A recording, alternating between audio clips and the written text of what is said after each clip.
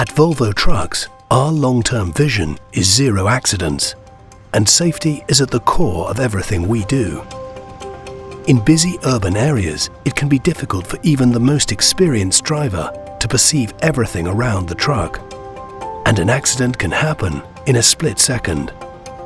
That's why we use our extensive accident research based on real-life situations to develop active safety systems that support the driver and help prevent potential collisions.